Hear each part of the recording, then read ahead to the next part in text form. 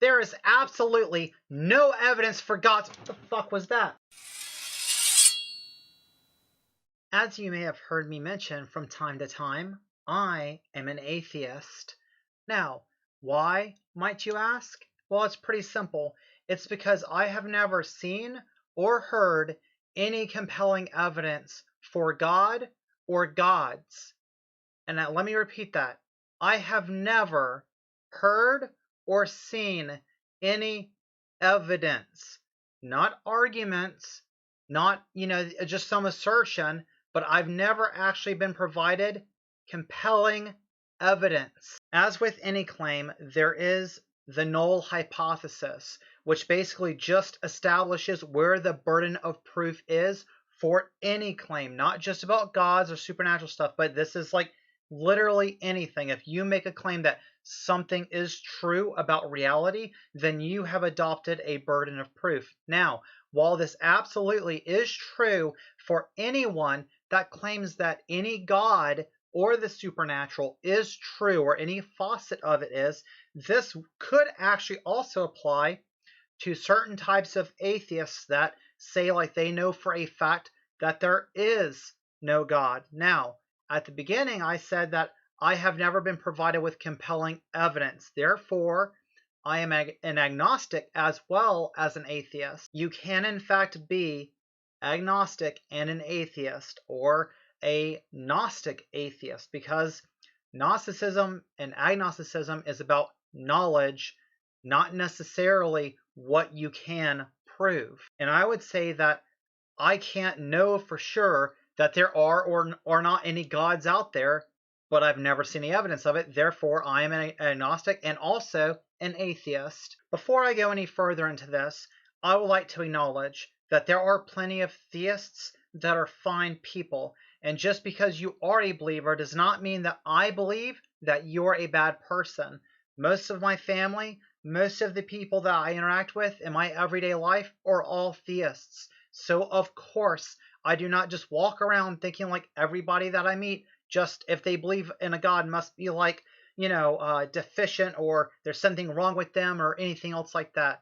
I want to establish that at the beginning of this video because I think this topic can get pretty deep and pretty heavy, and a lot of people take offense to having certain beliefs questioned, especially such as like, religious, political, or whatever else.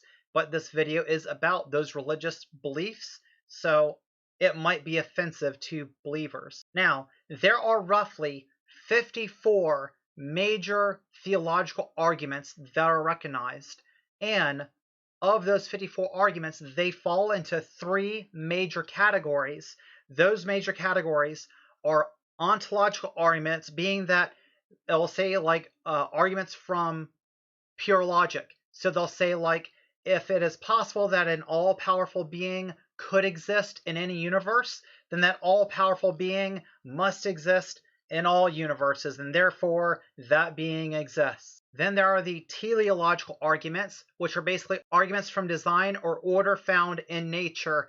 And as silly as this sounds, it really does boil down to when somebody says like, well, just look at the trees, or like, I just walk outside and I look around at the majesty of creation, I just know there's a God. That is a teleological argument. And the last set of arguments is a category of cosmological arguments, also known as arguments from contingency or causation of the universe. And these types of arguments will go something like, there must have been, something before the Big Bang, like a prime mover or whatever else, because everything that exists had a creator. If the universe exists, therefore it had a creator, and we call that creator God. Now, each one of these arguments have their own defeaters, and you can pick apart each one of them individually. A lot of theists will try and argue that there is a first cause, but they can never get to a being from that first cause, just as an example of one hole that you could pick in this. Now, a lot of theists end up hearing so many of these various claims that they layer them on top of each other, and they think that this stuff makes sense in some kind of way, but they're using post hoc rationalization to say like, all of these things just make sense to me. How are you not convinced? And this moves us over towards just a touch on presuppositional apologetics. because a presuppositionalist is somebody that is just going to try to smuggle in God before the discussion even happens. They're going to say that in order for logic to be logical, in order for anything in the universe to make sense, in order for anything to have any kind of like consistency to it, there must be God. If they want to argue this for like morality, like, oh, you could have, no morality without God, or you can't know anything without there being God first. So if you ever hear presuppositionalism, that's all that means, is they are assuming that God is true before you even have a discussion with them. I'll touch real quick on souls and the very notion of the idea that I have a soul, or you have a soul, or that tree over there has a soul, or that dog has a soul. There is no evidence that anyone or anything possesses a soul, or anything that we would like describe as that kind of like that essence of something that makes that, like, there's no ghost in the machine or whatever. If there were, it would interact with our physical bodies in some type of way that ought to be detectable, and we just don't find that. The soul is I've heard it argued that it's the single most dead concept in all of theology, and I actually agree with that kind of bit. Whenever somebody says like, "Oh, you're a godless, soulless heathen," I'm like, yeah, pretty much. Touching on the issue of morality, this is another common talking point that's brought up by theists to me all the time, and they'll say, well, like, how can you be moral without God? Oh, it's so easy, honey. Morality comes from us. It comes from our minds.